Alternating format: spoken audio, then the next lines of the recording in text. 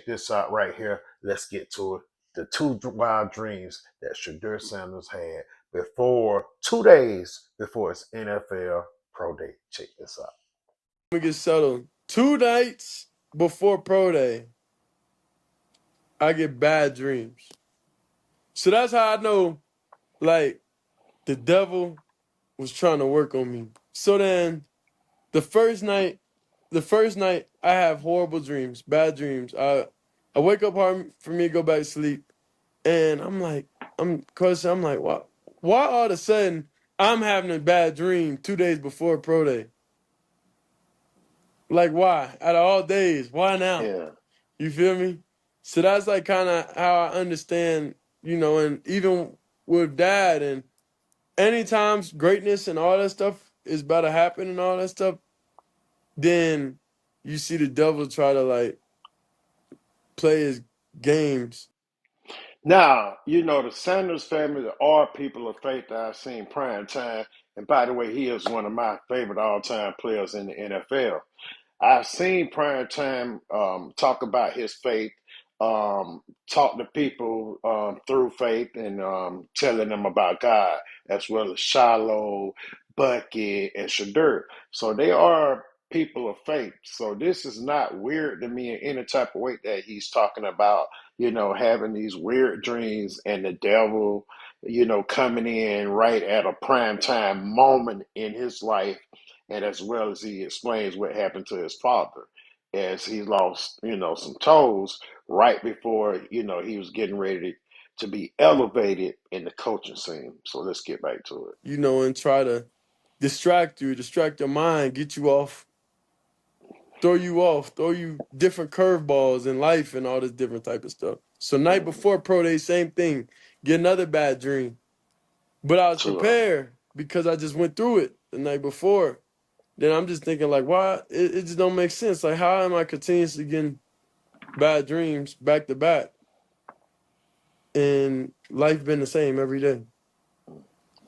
And one of the most important days of my life. Isn't that wild, bro? It is. yeah. I don't know. I have like lucid dreams though. I be controlling what goes on in my dreams. I had no control, bro. Yeah, like you want to tell us what happened? Hey, he said he had no control, and he definitely gonna come back, and we're gonna get back to it. I want you to remember that he said he had no control, bro. And let's get back to it. You remember? Yeah, all right, so I think the one before pro day was I was dropping back and it just felt like the ground was like marble and I got on Mm. cleats. So like I'm slipping, fall, you know what I mean? Like doing my drop back, slipping and all that. Then like we just take a break, kind of like how we took a break and we walked down to the other end for like red zone or anything. It was like similar to that. We took a All right, let's get to the first breakdown of the first dream.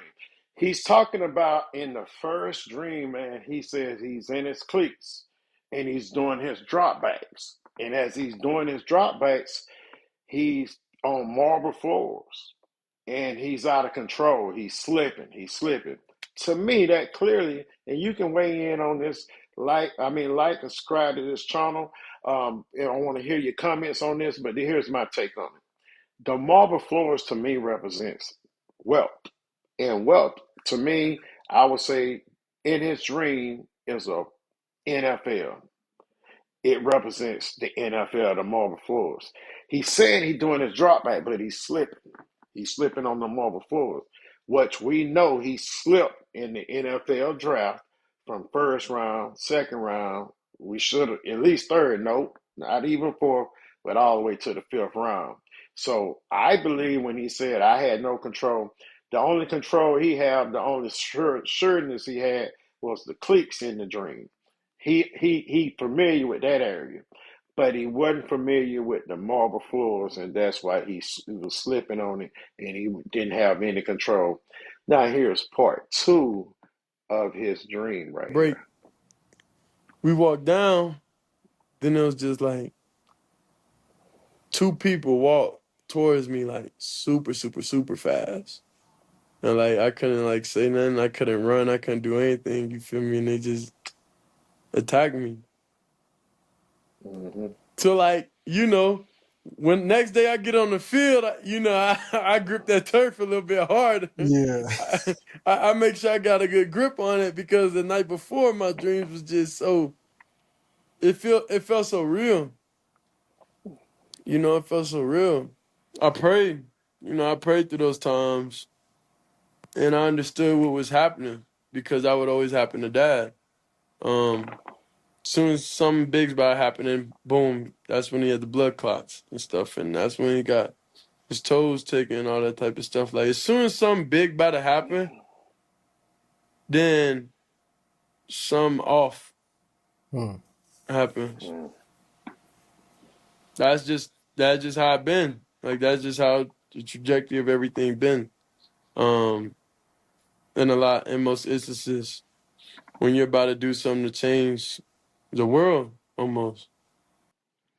All right, let's break down the second dream. He says he's coming off the field, and two attackers come on him super fast, and he couldn't do nothing about it. And that was very weird. Why would you come off the field and you're surrounded by teammates and everybody, and you get attacked by two attackers really quick? Again, we just trying to break this dream down. I believe that means that was the prank call right there. You had two people who participated in that call, and he has his phone, and he's surrounded by the media that day. Shout out to Well Off Media. That's where I saw it at.